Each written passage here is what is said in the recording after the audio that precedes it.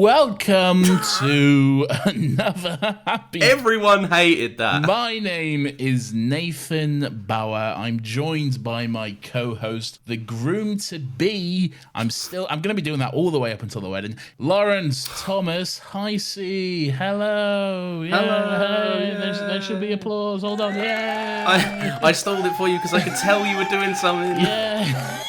Hello, Nathan. How are you today? No one cares what you have to say. No one cares how I am and what feelings I may be feeling. We want to know what this silly little podcast is all about. Nathan, this is the show where we get together, we talk about films, TV shows, games, anything pop culture, and we keep it positive, we keep it fresh, and we keep it a good time. That's what we do. We do. All of that and all of the above is what we do, and we have a very good time doing so. I guess, thank you for that wonderful introduction. You might want to write something down. A couple of episodes back, you told me, as long as you get there, it's all good. Yes. Don't even be worrying about formatting. That's true. I did. The key bit there is as long as you get there. I got there. Yeah. I could be argued. Nathan, we're back and we're talking about another musical. We've been back for ages. No, but we're back and we're here today. You know, well, technically we missed our deadline, yeah. So. We're a little bit late. We had shit to do, all right? We've got jobs. Well, I've got a job. The hungry listeners still had a lovely thread about Finn McMissile on our Twitter, so if you're not following us, you're missing out on that gold. It's not gold. You can very much miss out on it. So anyway, well, go on then, Lawrence. Sorry, give me that beautiful segue that you had. Well, there. We're here. You've introduced me to musicals as we've gone on. They were a bit of a blank spot in my pop culture knowledge. Many a musical phenomenon have been introduced to you via myself in this podcast. Something of which I'm very proud of because I love musicals. They're a great fun time, and I am immediately mistrustful of anyone who does not enjoy a musical, which is probably why I'm so weary of you. Well, if anything, that would have meant you've increased your trust for me. Well, maybe over the time. Maybe, but you're still a wild card because, like, you can enjoy some things, but then I feel like there's others that you happily club to death with a golf club, not referencing any particular medium in particular. And I'm a little bit scared because, not to throw all my cards on the table, but I really enjoyed the thing that we're discussing today. And if you didn't like it, and I have to go into convincing you why it's good, I think I might kill myself. With absolutely zero pressure established. I wrote down the musicals that we have covered, just to emphasise a point I'm about to make in a minute. How many have we done? Count with me, Nathan. So we've done... One. No, Nathan. I'm gonna go through it quickly. This is supposed to be a quick point. Okay. We've done The School of Rock. We've done In the Heights. We've done Hamilton, but you never heard that one. We've done Cats 1998. We've done Cats 2019. Please fucking shoot me. They were the same episode, but yeah. Yes, well, it's the same thing. We still looked at them. The Prince of Egypt. We've done Chicago. Cheese pizza. Is that the joke? No, that's a bad joke. Okay, fair enough. We've done Tick Tick Boom. We've done The Greatest Showman, which was... Woohoo! The less said about that, the better. Yep. We've done Mamma Mia. We've done Mamma Mia 2. Here we go again. And there we certainly did go again. Les Miserables. Well done. And we've done Sing Street, which we agreed the other day counted, I suppose. Yes, Sing Street counts. I would argue School of Rock doesn't. Really? Yes. Where I would say Sing Street, and this is the podcast everyone tuned in for, where I would say Sing Street and School of Rock differs is School of Rock is, well, Sing Street will have the characters singing songs when no one else is aware of it. They'll step into that alternate world where... I see. Do you know what I mean? Yeah, and School of Rock is all performance-based. It's all very much... And now it's a movie about music and bands, exactly. As opposed to, we are now just going to do the song. Sing Street will tell the story through the songs. School of Rock tells a story... And then it has songs that go with the story. It's the story about the songs, isn't it, yes, really? Exactly. And making them work. Yeah, okay, fair enough. All right, I'm with you on that. So that's what, 13? Yeah, why not? Sure. So that's over 10% of our entire podcast. Yeah, like I said, we've done a fair amount of musicals. Yeah. So you said you love this, you're over the moon, and if you have to convince me around to it, based on an assumption that I may not like it, you will kill yourself. I have a loaded gun. I was going to make the bold claim that I think this is the best of all of them. Only because I saw Sing Street on there and I saw Tick Tick Boom on there. It makes top 3. It's not the best. Good. It's still better than most of the ones we've seen. And I've liked a vast majority of the ones we've seen. Okay. The only ones I didn't really like in there, for the most part, is The Greatest Showman and The Cats. This is Still hurts me that you didn't like Cats. Not 2019 Cats, because that's understandable. No one likes that. No one likes. I don't like that. I hate that. Go back and listen to that episode. I was very angry. Yeah, during that episode. Very angry and intoxicated. We both were, I think, to a degree. Were we? I think we definitely had a few wines. Oh, I don't remember that episode at all then. Which further speaks to the possible wines we probably had. Oh, yeah. I like this. I love this a lot. Do you have a history with Matilda? Have you seen it? What's your relationship to it? I have seen Matilda, the 1990-something movie starring Mara Wilson and Danny DeVito and whoever else is in that movie. That's great. I loved that. Well, it's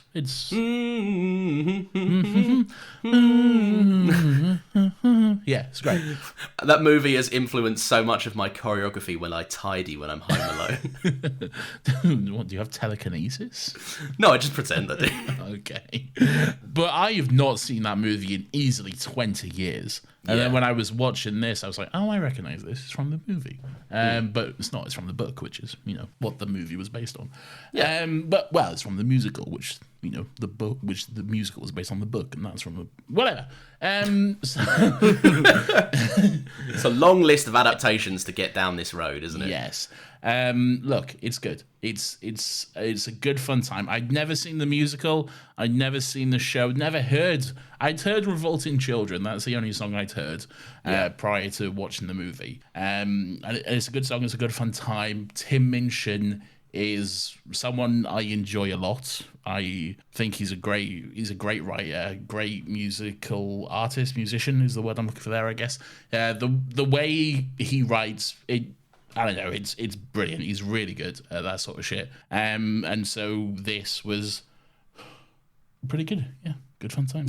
You about to sneeze there? What was that pause? I don't know. I feel like I was going to say something else, but the words never came. It's a good fun time. 2 thumbs up. Well, I'm going to give it 3 thumbs up, Nathan. Where's the third thumb coming I've from? borrowed yours. No! I saw that you were holding one up. I waited for you to get to the point where you were putting one of them down in sequential order for some reason, and then I quickly put 2 up. I think this is brilliant. I think this is I think it's the way the story should be told. Not to take anything away from the 90s movie, because it was a good time. I'm going to take stuff away from it. Have you watched it recently? Or? No. But I'm going to take away what I remember. Okay, fair. But I think adding this musical element to it, and from Tim Minchin, who is just incredibly talented, like it baffles me this wasn't a musical to start with. Yeah. Do you know what I mean? It's insane to me that they produced this with zero concept of, should we have some dancing kids having a good time getting one up on adults? Like that's the perfect setting for a musical. But no, great time all round. I've got a whole list of notes so we can get through them, but go on. What were you going to say about the 90s film? I'm not going to speak too much about the 90s film. A few things I will say is that I'm glad this is very British, because Matilda is, all Roald Dahl stuff is British, and the movies are always bastardized and Americanized. I fucking hate the Tim Burton Charlie and the Chocolate Factory movie, because it's like aesthetically and everyone's accents and everything like that, it's very British. You have very British actors, and it all looks like very gloomy Britain and stuff, but then like, oh, a Wonka bar, that's $4. Yeah. Fuck off. Yeah, I hate it. It's gross. I hate it so much. It feels very much like when Netflix are like, this original Netflix series is set in Britain, and everyone in Britain's like, no, it's fucking not. Like, all right, sure, it is. Whatever. Well done, you win. Why are there lockers in the corridors? We don't do that here. Yes, it's very the 90s movie is American ambassador, which is fine. It's fine to have that, but I'd much prefer that they brought the Britishness, fucking Britain, Brexit. Oh, you like the Brexit? I like we're taking back control, basically, is what I enjoy. Speaking of Brexit, Emma Thompson is in this. Is that speaking of? Oh, because of Last Christmas. Ah, yes, the Brexit Christmas movie. The Christmas movie about Brexit for some bizarre reason. I didn't even have a massive note on Emma Thompson, really. Just the entire cast. Yeah, I guess we're talking about the cast now. Emma Thompson is fantastic. Oh my god, she's so good. The Trunchbull is a great villainous role to get into. She must have had so much fucking fun doing this because she's just so good. We've spoken about both of these castings. I think we've spoken about all these castings in the lead up to us doing Matilda on other episodes. Yeah. Lashana Lynch as Miss Honey. Amazing. So warm and Phenomenal. kind and brilliant. Speaking again about the 90s American movie, Miss Honey in that movie was also very good. And I remember very vividly as a young boy having a crush on Miss Honey. Oh, come on, Nathan. There was a specific, I can remember this clear as day. There's a specific shot of her just taking off her glasses. And as a young boy, I don't know what happened, but I was like, my life has changed. Nathan's sexual awakening was Miss Honey. It was. She was a beautiful. I'm sure she still is a beautiful lady. But as a young boy, let me tell you, I was Blew your socks off, didn't it? It did. And then rewatching this with Lashana Lynch as Miss Honey, it came back, but in a different way. It was like, you are the sweetest, most wholesome person ever. I want you to give me a hug and tell me everything's going to be okay while you run your fingers through my hair. Okay. We're getting borderline creepy here at this point. No, she's a lovely woman and amazing as Miss Honey as well. Truly amazing. Having the last thing we spoke about her with her in it was No Time to Die, and just the range on her is fucking insane. I had this exact point. Yeah, I think that's why it was so refreshing, because most of the stuff I've seen Lashana Lynch in is stuff like that, like, you know, action, like badass female character, for one of a better phrase, roles. And this is just very different, but so good. So she's just pulled it off without a hitch, really. We've got the actual young girl that plays Matilda as well. Alicia Weir. The pressure on her shoulders. Yeah. Because she's in every single scene of this. She'll have to carry she has to carry the entire thing. And she has to sing. And she has to sing, and she has to dance, and she has to be likable as a kid. You have to empathise with her enough to want her to... the movie is kind of based on this theme of, like, almost like a get your own back situation. Revenge is, I think, a bit too strong of a word. Yeah. But you have to be on board with her. If you're not rooting for her, then the movie completely falls apart. And we've spoken before about the video of her finding out she got the role. It's just so cute. Pure and lovely. Yeah.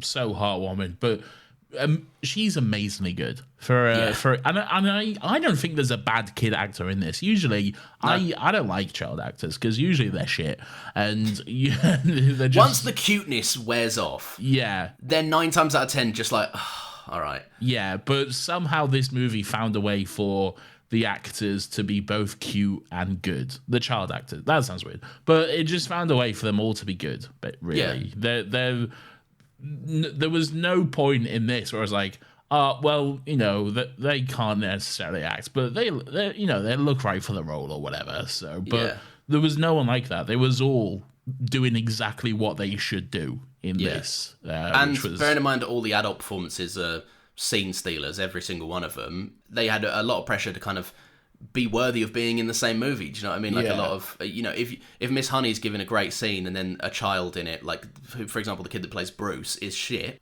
then you're immediately going to notice, because it takes away from how threatening Miss Trunchbull is if Bruce is like, I don't want to eat the cake, sniff, sniff, cry, cry. Like, Emma Thompson and Stephen Graham are seriously two of the fucking most amazing British actors working today. And not even today, for the past 20, 30 years or so, they have been two of the most fucking amazing actors. And here they are being scene stolen by fucking, I don't know, 10-year-old Alicia Weir and a kid in half a fat suit. So, it's true, yeah. So, I mean, look, they're great in this movie as well. It's just the casting for the kids is phenomenal. They're all great. Well, let's get into the musical of it. What's your banger? What's the banger of the movie? I don't know. It's difficult because I've only seen the movie once. I've not seen the show. You've seen the show prior to this, hadn't you? I seen the show, but I was at sixth form at the time. I wasn't really like interested in going to see it. I had terrible seats. Yeah. I was watching it going like, I remember this song. I remember this song. But if the movie wasn't connecting those dots for me, I wouldn't have remembered a thing. You was probably on BBM to your girl at the time. I was hitting up my various shorties, Nathan. Sending a kick message to your... Oh my god, I haven't heard of that in fucking ages. Yeah. What's your kick, shorty? What's your BBM? I don't know. No, what was the... Wagwan Piff Ting, what's your BBM? Oh god, yeah. So that was me texting all the way through to my various shorties. Yeah, putting off Miss Honey for my real honeys. So yes. So you hadn't. So you'd seen it, but not really. Then yeah. Right, like when you watch a movie and you're half asleep. Yeah, I get you. But even that, I hadn't done that. So I'd heard Revolting Children. I'm tempted to say Revolting Children just because it's so good. It's like. It really fucking gets you fucking let's do this. It really has that fuck motivation. Those adults, man.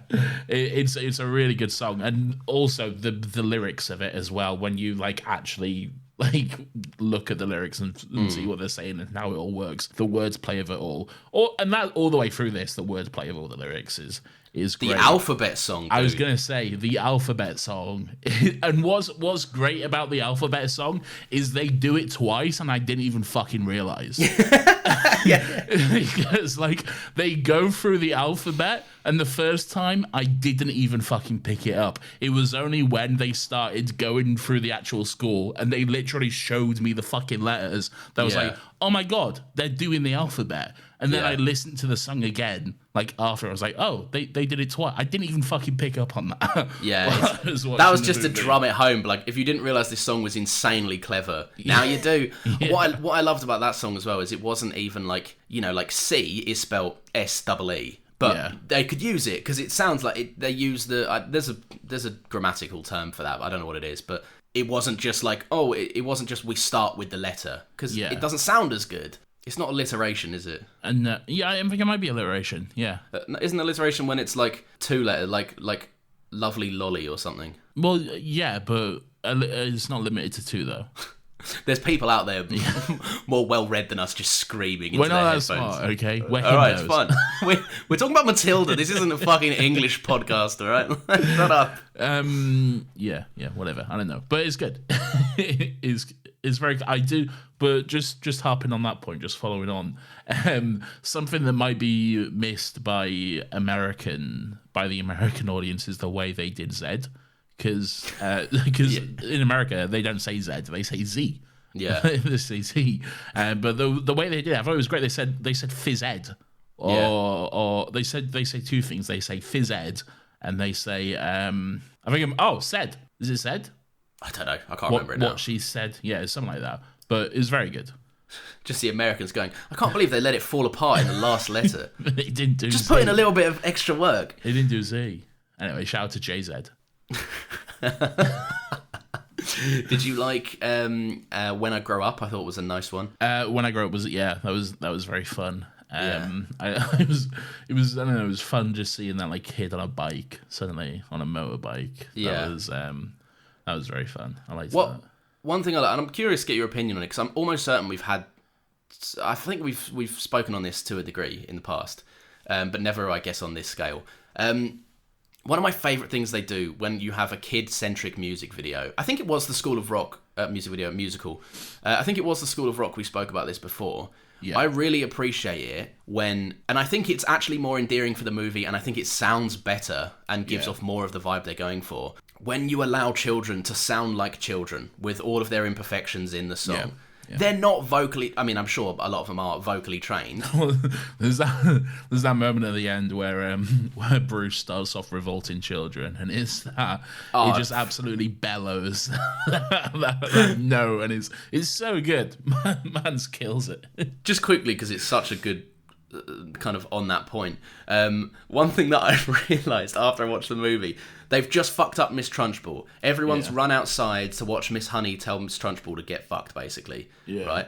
They all go outside, but Bruce remains inside. Bruce doesn't know what's going on, right, outside. So the one thing I absolutely love, because he's the picked on kid, right? Most of the movie is Bruce getting punished.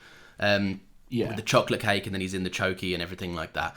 But what I absolutely love is Bruce doesn't know what's going on outside, so for better or for worse, whatever the outcome may be, he's going to go and grab that intercom and he's going to belt out a tune. It's like the victory call, as if, like, you know, we're either going to go down, because he doesn't know the outcome, so it's either we're going to go down singing or we've won. Yeah. And I love that moment. I thought it was brilliant. But no, sorry. So when kids sound like kids, they're vocally trained, and a lot of them probably went to like stage schools and everything like that. You hear them in interviews; they're more than likely going to have a very prim and proper British accent and everything. Yeah. But they sound like kids, and kids can't always sing amazingly well. Like, they have imperfections to their voice. I have no doubt that like all these kids could belt out like Bruce does, for all the way through the musical. But they don't. It is all very childlike, and like it sounds like kids sing. Like if you go to like a fucking school assembly or whatever, and you know, like, that's exactly what it is. Yeah, like fucking, what was that one we always did? Fucking the plums are red, the broad beans are sleeping in the blankety bed. I didn't do that one. Did you do You've Got the Whole World in Your Hands? Yeah. Yeah. That's a banger, yeah. my favourite. I was cold. I was naked. Are you there? And I remember a time at uni where you just went around singing that for a little bit. Like, clearly it was in your head for a bit, yeah. Because we all just cracked up. You would be like on a night out drunk, and you would just, for some reason, be like lifting your pint in the air and being like, I was cold. I was naked. I don't remember. I'm going to bring it back for your wedding. So. Oh, please do, yeah. Walking down the aisle to that. Yeah. What was I going to say? Oh, just one more song I liked in school was it was a banger. Something about dancing. The Lord of the Dance. Did you ever do the Lord of the Dance?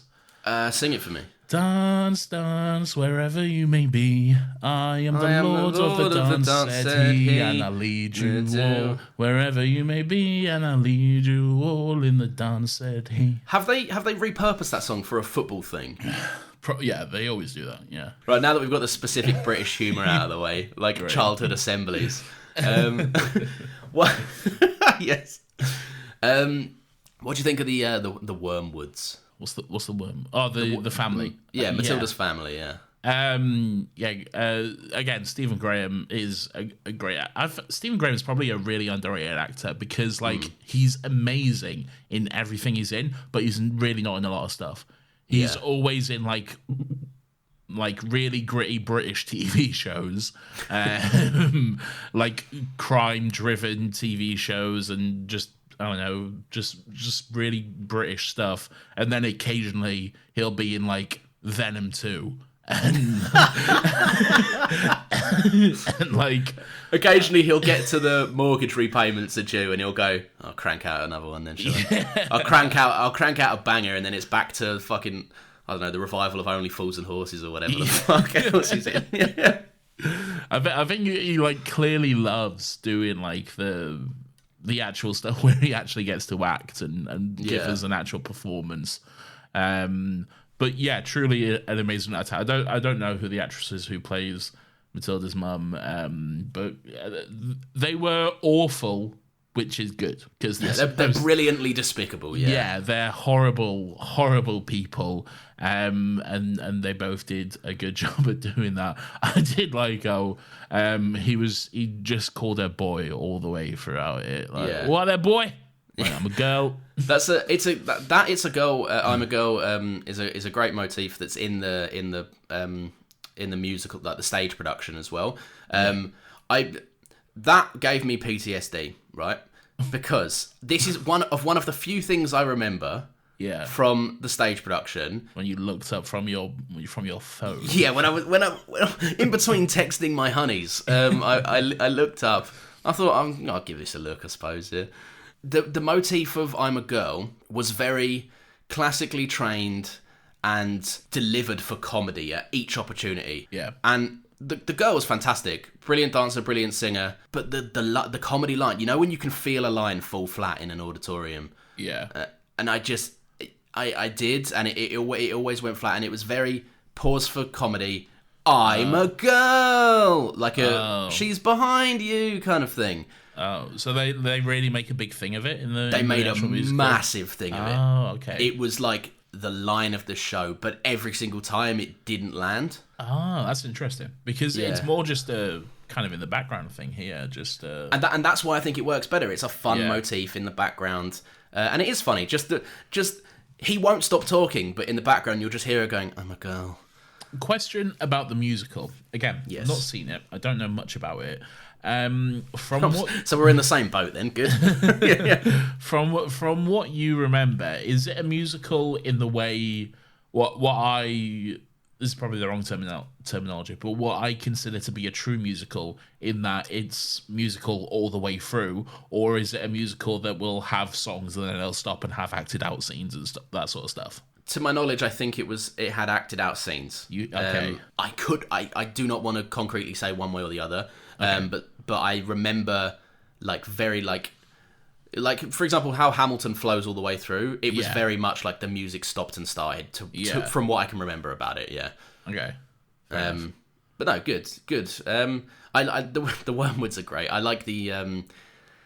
I always find the Cockney car salesman trope very fun, and I like that in this world is just a bit out of the ordinary, fantastical. Like I got on that.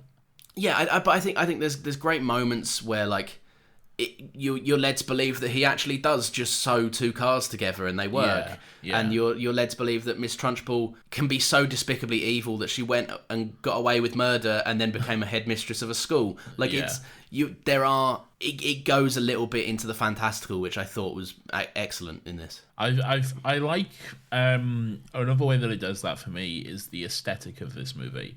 And I really enjoy the aesthetic and the kind of almost timeless nature of it.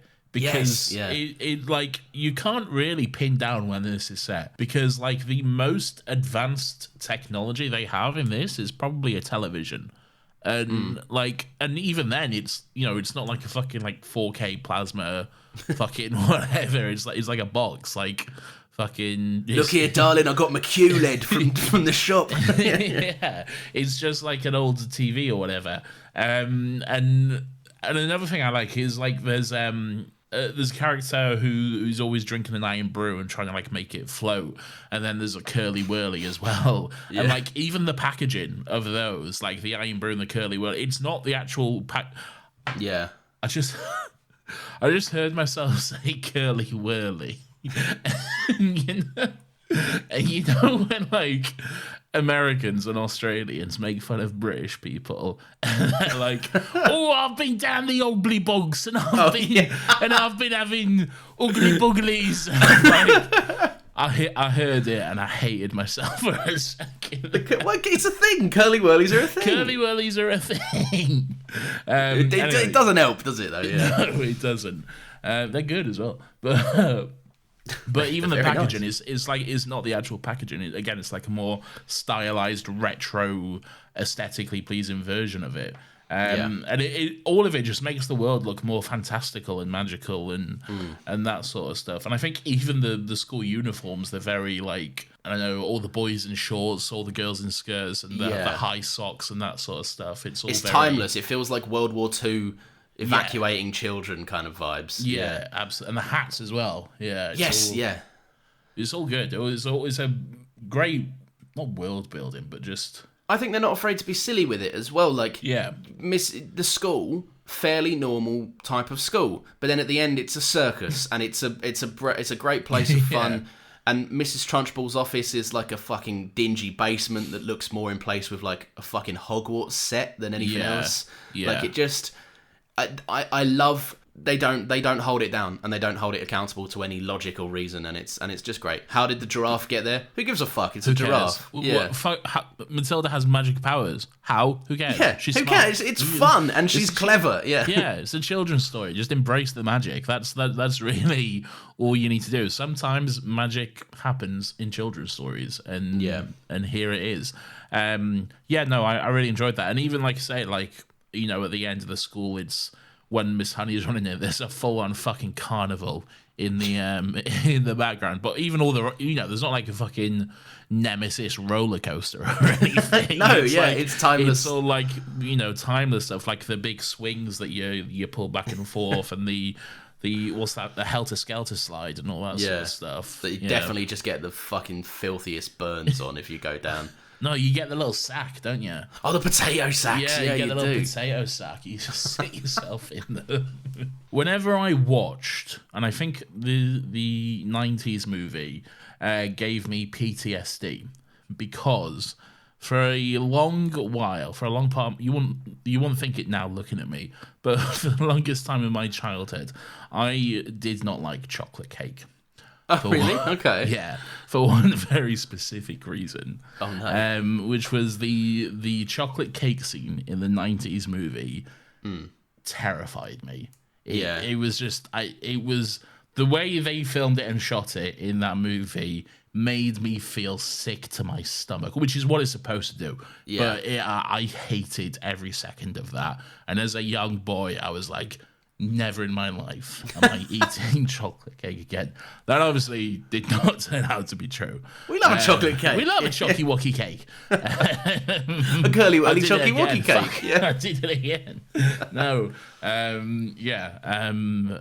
But the chocolate cake scene in this, it's great because it's less about, you know, in the 90s movie, it's all about this is gross, Bruce is gross, all of this is just disgusting. I don't like it. But this, it was more like a celebration of Bruce and do it, Bruce, go on, fucking have it, and fuck you, Trunchbull. Yeah, I guess the first one was more ripping on the kind of cruel 90s idea that being gluttonous is always a sin punishable by death. Like, it's to have a slightly larger frame is despicable. Like, I saw a tweet let's not dance around it, Lawrence. Fat phobia is the topic of the day. Yeah, and especially focused on children is kind of gross and grim. Yes. And I get the idea that it's supposed to be disgusting because Trunchbull is supposed to be. I'm not going to eat I'm a larger man than most, and I'm not going to sit down and eat an entire chocolate cake because it's fucking grim. It's awful. Yeah, but to be like, for lack of a better term, go and eat it. Like, it feels a bit slimy and a bit gross. This is, you're right, definitely more of a triumphant moment for Bruce. It is. I still think it could do better because I do think there is a little bit of fat phobia throughout this. Oh yeah. Not throughout it. Just it pops up in little places. I mentioned it already. Half a fat suit for Bruce. Okay, I get why they did it. Okay, I understand why. If in anything you need to put someone in a fat suit, I understand why they would do it for this. Because if you're gonna have a fat kid in the role of Bruce. And I was the fat kid myself. Look, if he's running and jumping around, it's going to be a difficult time for him. Okay, yeah. He's going to get tired. All right, so doing all that. We both did frantic assembly at uni. Yeah. If you don't know what that is, it's where very physically fit and able dancers come in and go, let's do drills for 4 hours straight. Yeah. And what it results in is me and Nathan just in the corner going, please, no more. Oh my God.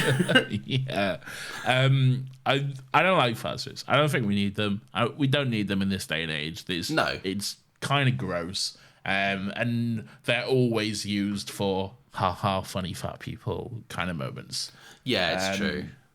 So, are they still like commonplace? Like obviously in this, but like they're very less and less so these days. They do pop up, and again, it's just another thing of like, just get a fat person, and they always look pretty shit because you can very clearly tell Bruce is not a big kid because he's got very skinny facial features and very skinny legs, but then he's got like just a big tummy, just a big tum, yeah. Yeah.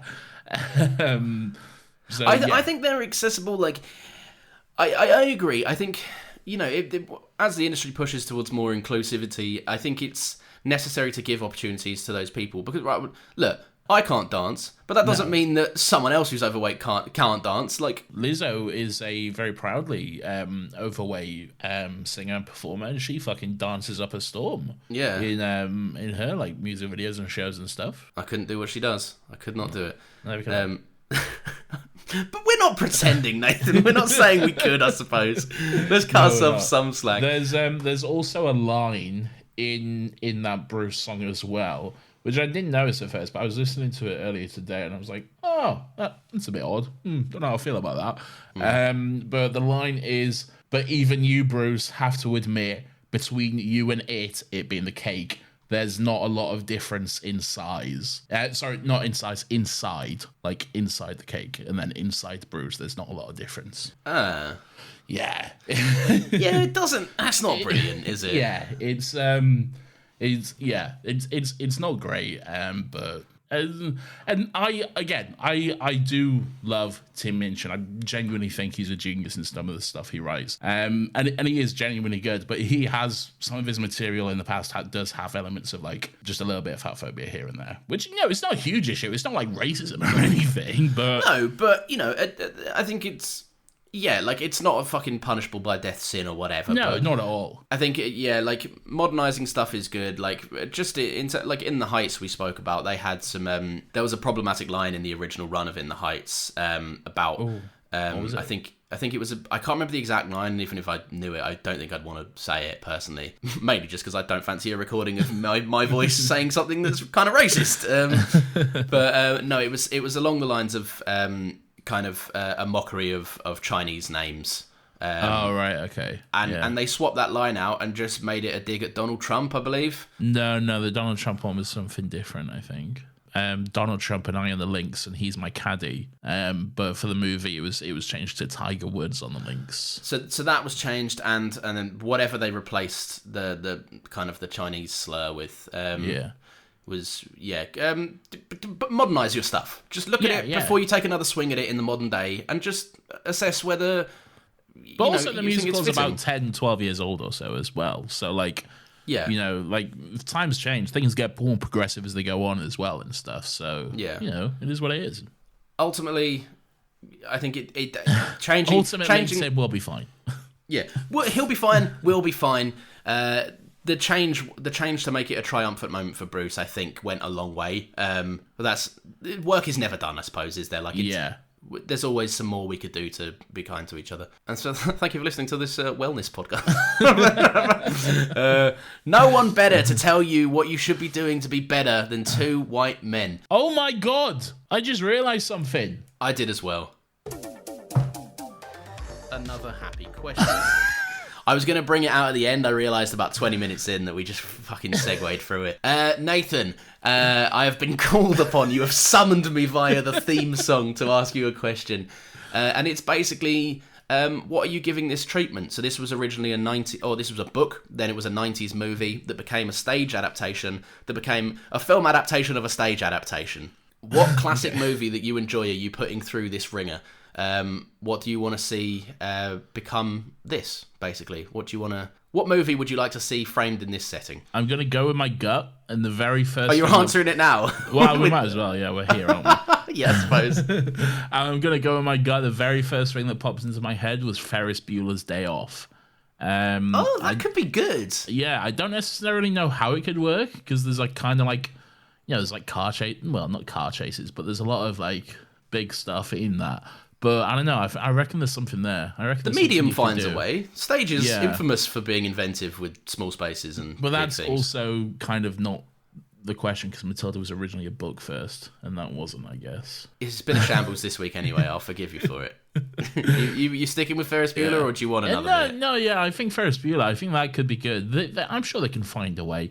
If they can turn Only Fools and Horses into a West End musical. That's insane. That's fucking insane. I know. I'm sure they can do fucking whatever I just said. Ferris Bueller's Day Off. Yeah. I forgot it already.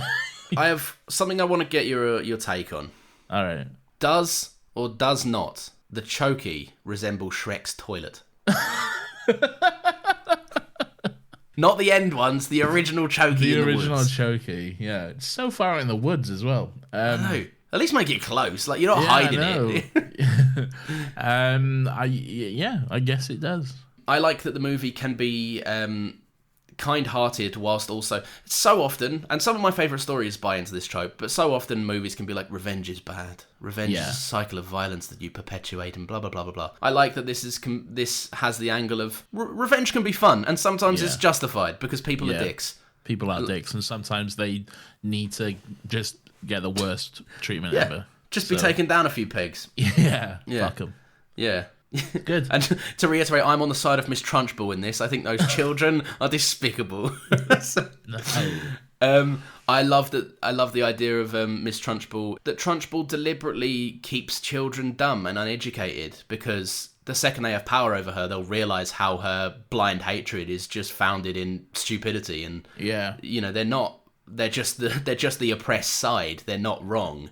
Yeah. And there's nothing wrong with just being a child that likes to have fun. So yeah, I like that. The last thing I wanted to get your opinion on was how do you think the Matilda's story within the story is you know, what is actually revealed to be Miss Honey's backstory? What do you make of all of that stuff? That was great, and it was the way the actual storytelling aspect of it is in like Matilda telling the story. There was something about, and again, it's just fucking hats off to Alicia Weir because it was great. It was really fucking engaging. She had just a really good way of actually building up the tension with it all. She was a great storyteller, and I really enjoyed that whole. Just that story in general, really, and the way that it turned out to be Miss Honey was good. Yeah. The way it was revealed, like you get the classic scene of like her in Miss Honey's shed house thing, and she's just describing her life, and you can see Matilda connect the dots until she eventually starts finishing the sentences for her. Yeah, and it just what I liked that this movie did so well, I think, was leaned into the whole she has these powers because she is so fucking clever, and it's like the universe knows that she's both kind and clever, and therefore she's worthy of the abilities. And you get her like kind of having a almost like a bonding moment with her dad as he leaves. Yeah. I just love the idea that he's like sold it to mob bosses and has to be chased out of town. That was a strange moment. That moment with the dad, because I'm not sure how I feel about it really.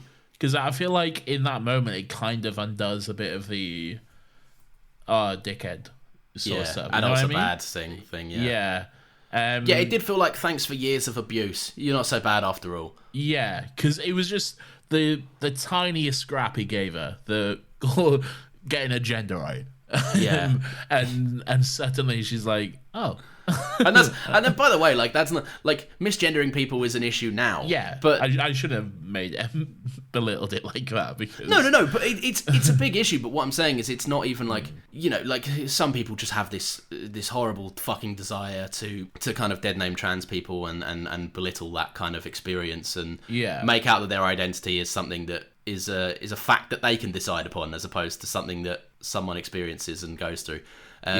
But Matilda's not like a trans. she's just born a girl, identifies as a girl. Yeah, and the dad's like, I guess you are. You are a girl. Fine. But then again, like the moment they drive away and she kind of like runs after the car and watches it go. I didn't know whether to take that as like her just taking one final look, making sure they go, or is a bit of a bittersweet sort of thing. I don't know. It was just something about it which was a little bit odd.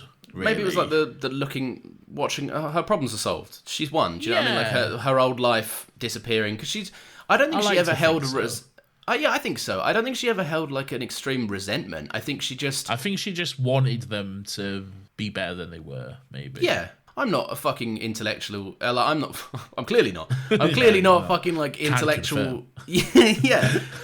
No, but I guess geniuses are, and she is. She's a child genius. Often, like, this may sound nasty, but often they can be burdened by stupid people. Often they can feel like they're kind of alone and they have no one to talk to. Like Luke Rattigan in The Poison Sky and the Sontaran Stratagem. Still got legs streaming. Now. I was gonna say Sheldon Cooper. So. Fuck no, Sheldon Cooper.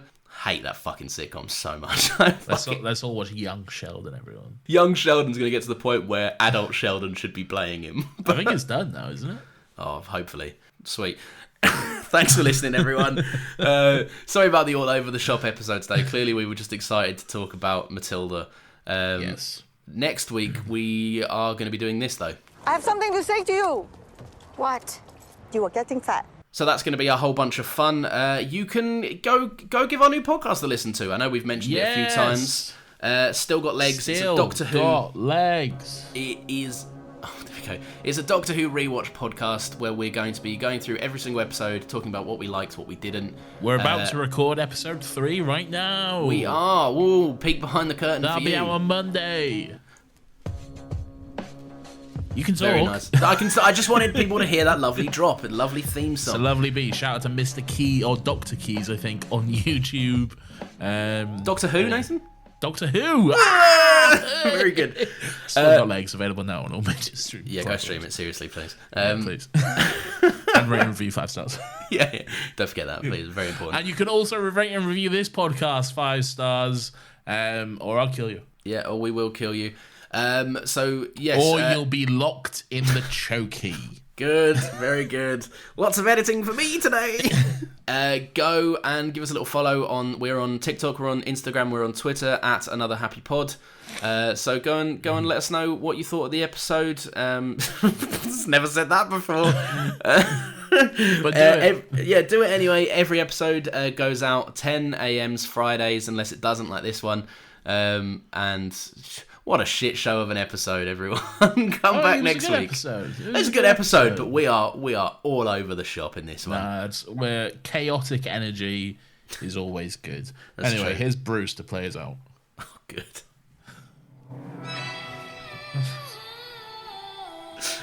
Not even a clean recording on your new system either. Just holding an iPad to the mic. It's great. Fantastic. Who produced this? What studio was this? Apple. Was it Apple? No more. The iPad? No, you fucking idiot! The movie. Oh, Sony. Oh, fuck! We're getting claimed. Can't upload this. It's a YouTube. Yeah, true. We don't upload to YouTube. We should. We're just talking over a song. We are. Revolting children. Anyway, it's good. Yeah, bye. Bye, everyone. Thanks for staying with that. Thanks for tuning in. See you next week, and we'll see you on Monday for Still Got Legs. Bye. Play our theme. Oh, yeah, shit. Fucking hell. Jesus Christ. You'll have me laughing over it as well. And talking, I guess. Anyway, bye, guys. See you next week. Bye, everyone. Cheers.